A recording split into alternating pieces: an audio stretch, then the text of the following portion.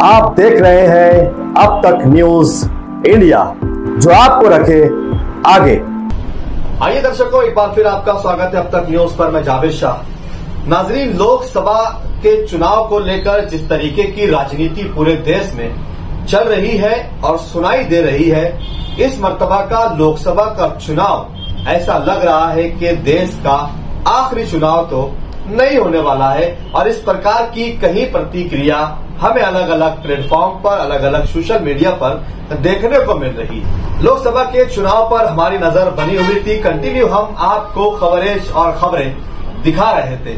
अब धुलिया लोकसभा की राजनीति में एक नया मोड़ आ चुका है। जैसे ही धुलिया मालेगांव लोकसभा चुनाव से शोभाताई बच्चाव का नाम जैसे ही चलने लगा है, तो धुलिया लोकसभा की राजनीति भी गर्मा चुकी है। अब आइए आपको दिखाते हैं कि शोभाताई बच्चाव कौन है और इन्हें अचानक नासिक से मालेगांव धुलिया लोकसभा की सीट पर उम्मीदवारी क्यों दी गई है, क्या है उनका सियासी कैरियर, कौन है शोभाताई बच्चाव।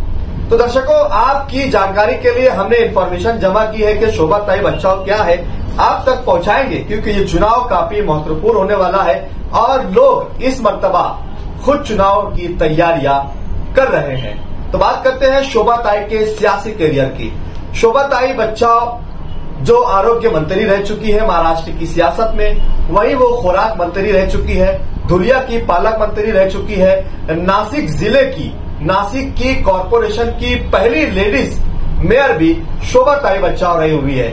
यानी कि वो सियासी कैरियर रखती है, सियासी मालूमात और जानकारी भी उनकी है। और सबसे अहम बात यह कि वो कांग्रेस की प्रदेश की सेक्रेटरी भी रह चुकी है। और उसी के साथ साथ उन्होंने इंदिरा गांधी परिवार के साथ उनके अच्छे ताल्लुकात भी बनाए रखे हुए हैं। और उन्होंने इंदिरा गांधी का भी दौर देखा है, राजीव गांधी का भी दौर देखा है, और वो सियासत को अच्छी तरह से जानते हैं, समझते हैं। इसीलिए शायद उन्होंने यहां से उम्मीदवारी करने की इच्छा जाहिर की है। वैसे ऑफिशियल स्टेटमेंट अभी तक इस पर नहीं आया हुआ है। पार्टी की तरफ से जो लिस्ट जाहिर होती है, वो लिस्ट में उनका नाम अभी तक नहीं आया है। शोभाताई बच्चाव ने भी चुनाव लड़ने की अभी तक ये नहीं कहा है कि मेरा टिकट फाइनल हो गया है। लेकिन सबसे अहम बात यह है कि आज उन्होंने मालेगांव शहर में दौरा शुरू कर दिया है। समाजवादी पार्टी के नेता मुस्तकिम डिग्नेटी शान हिंद से उनकी मुलाकात हुई, तो वहीं कल कांग्रेस के सदर एजाज बेग से भी उनकी मुलाकात हुई। और अब कल उनका दौरा मालेगांव शहर के सभी नेताओं के साथ, पुडारियों के साथ, राजकारणीय लोगों के साथ उनका दौरा भी होने वाला है। तो कल वहीं हमारा अपॉइंटमेंट भी उनके साथ 1-to-1 इंटरव्यू का है कि उनकी क्या है तैयारी, वो कैसे इस चुनाव में आने वाले हैं।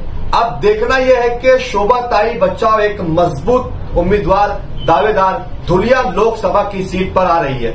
जबकि कहा यह जा रहा था कि बीजेपी की सीट बिल्कुल श्योर है, उनके सामने कोई उम्मीदवार नहीं है, कांग्रेस के पास कोई उम्मीदवार नहीं है और भाजपा की जीत तय है। लेकिन अब भाजपा के लिए एक बड़ा चैलेंज यहां पर दिखाई दे रहा है, एक सामने आ चुका है। डॉक्टर सुभाष भामरे के सामने एक मंजी हुई सियासतदान लेडी शोभाताई बच्चाव को यहां पर मैदान में कांग्रेस पार्टी उतार रही है और ये मुकाबला अब काफी खतरनाक होगा। तो वहीं वंचित की तरफ से आईपीएस अब्दुल रहमान को भी यहां पर उम्मीदवारी दे दी गई है। अब सबसे बड़ा सवाल ये है, अभी तक एमआईएम के उम्मीदवार का ऐलान नहीं हुआ था। अब कयास ये लगाई जा रही है लोगों में, जैसे ही शोभाताई का नाम और एक मजबूत उम्मीदवार का नाम सामने आने लगा, तो अब लोगों की प्रतिक्रिया ये आ रही है कि अब एमआईएम भी अपना उम्मीदवार यहां पर जरूर उतारेंगी। क्या है इसमें पूरी सच्चाई, आपको हम कल की मुलाकात में दिखाएंगे।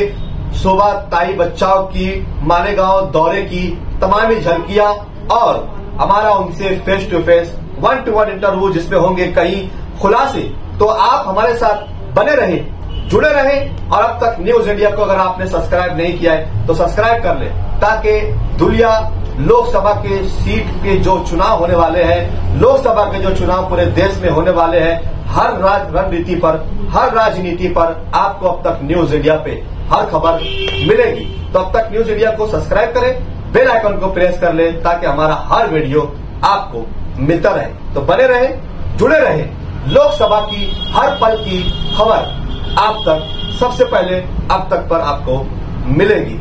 तब तक के लिए इजाजत दीजिए, फिर हाजिर होऊंगा किसी नए सवाल के साथ। तब तक के लिए शब्बा खैर, शुभ रात्रि, जय हिंद, जय महाराष्ट्र।